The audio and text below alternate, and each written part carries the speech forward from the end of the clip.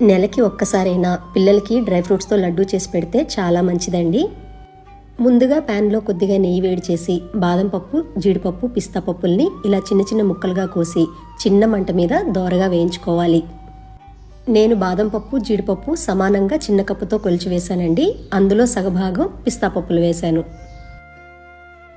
ఇలా దోరగా వేగాక తీసి పక్కన పెట్టేసి మరో స్పూను నెయ్యి వేడి చేసి పుచ్చగింజలు, గుమ్మడి గింజలు, సన్ఫ్లవర్ గింజలు 2 స్పూన్ల చొప్పున వేసి 1 స్పూను గసగసాలు, 3 స్పూన్ల ఎండు కొబ్బరి తురుము వేసి చిన్న మంట మీద మాత్రమే దోరగా వేయించి తీసి పక్కన పెట్టుకోవాలి.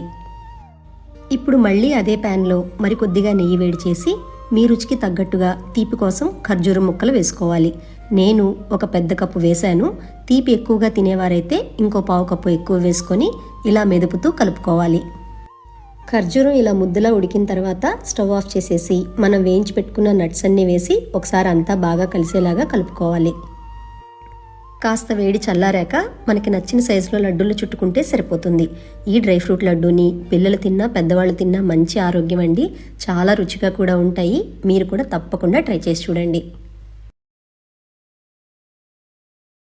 నెలకి ఒక్కసారైనా పిల్లలకి డ్రై ఫ్రూట్స్తో లడ్డూ చేసి పెడితే చాలా మంచిదండి. ముందుగా ప్యాన్లో కొద్దిగా నెయ్యి వేడి చేసి బాదం పప్పు, జీడిపప్పు, పిస్తా పప్పుల్ని ఇలా చిన్న చిన్న ముక్కలుగా కోసి చిన్న మంట మీద దోరగా వేయించుకోవాలి. నేను బాదం పప్పు, జీడిపప్పు సమానంగా చిన్న కప్పుతో కొలిచి వేశానండి. అందులో సగభాగం పిస్తా పప్పులు వేశాను. ఇలా దోరగా వేగాక తీసి పక్కన పెట్టేసి మరో స్పూను నెయ్యి వేడి చేసి పుచ్చగింజలు, గుమ్మడి గింజలు, సన్ఫ్లవర్ గింజలు 2 స్పూన్ల చొప్పున వేసి 1 స్పూను గసగసాలు, 3 స్పూన్ల ఎండు కొబ్బరి తురుము వేసి చిన్న మంట మీద మాత్రమే దోరగా వేయించి తీసి పక్కన పెట్టుకోవాలి. ఇప్పుడు మళ్ళీ అదే ప్యాన్లో మరికొద్దిగా నెయ్యి వేడి చేసి మీ రుచికి తగ్గట్టుగా తీపి కోసం ఖర్జూరం ముక్కలు వేసుకోవాలి. నేను ఒక పెద్ద కప్పు వేశాను. తీపి ఎక్కువగా తినేవారైతే ఇంకో పావు కప్పు ఎక్కువ వేసుకొని ఇలా మెదుపుతూ కలుపుకోవాలి.